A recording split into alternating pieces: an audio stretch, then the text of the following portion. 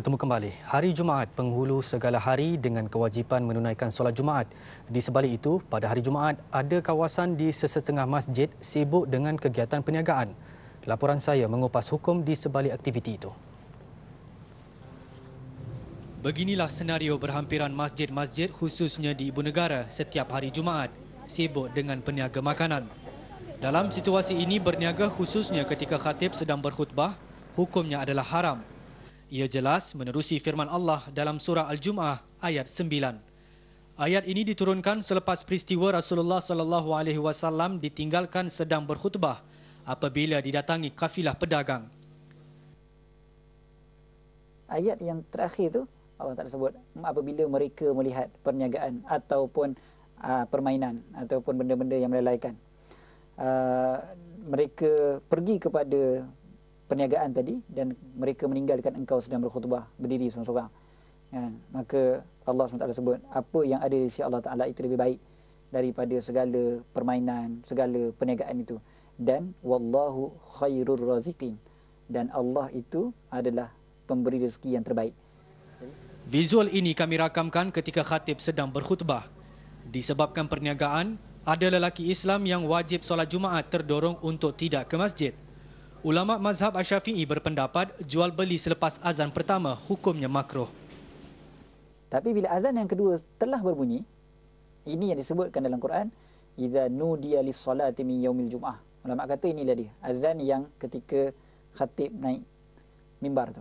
Bila dia seru iaitu azan, fas'au ila zikrillah. Allah Taala kata waktu tu saja kamu kena bersegera. Tak cukup dengan perintah begitu. Allah Taala sebut pergi semayang wa dzarul bai', dan tinggalkan jual beli.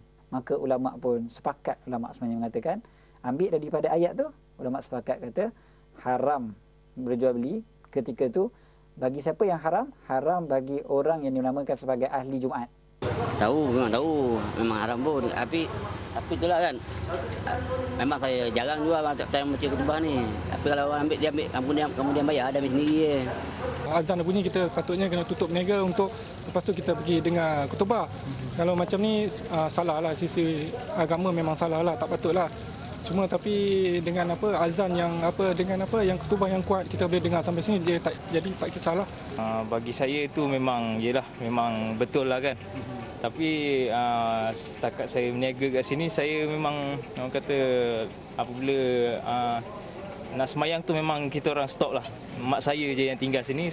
Dalam Islam, jika penjual itu perempuan dan pembelinya lelaki, hukumnya tetap haram.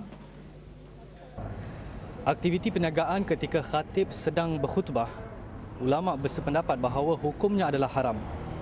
Maka, pihak berkuasa tempatan, Majlis Agama Islam tempatan dan juga pihak pengurusan masjid harus memandang serius perkara ini supaya ianya tidak berlarutan.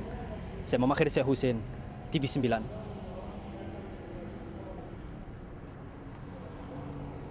Menteri di Jabatan Perdana Menteri Datuk Seri Jamil Khair Baharudin berkata ada undang-undang dikuatkuasakan bagi mengekang perbuatan itu.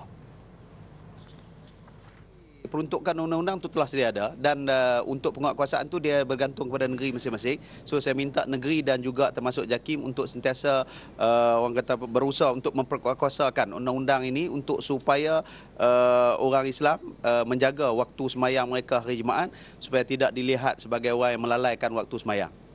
Dan berikut jaminan Ketua Pengarah JAKIM Osman Mustafa yang menjawat jawatan itu awal minggu ini. Kita akan ambil perhatian di mana kita nasihatkan supaya mereka ini tidak waktu solat itu harus menghormati, dan insya-Allah kita akan JAKIM akan memanggil ataupun mengadakan kursus-kursus yang berkaitan dengan penjual-penjual ini. Dan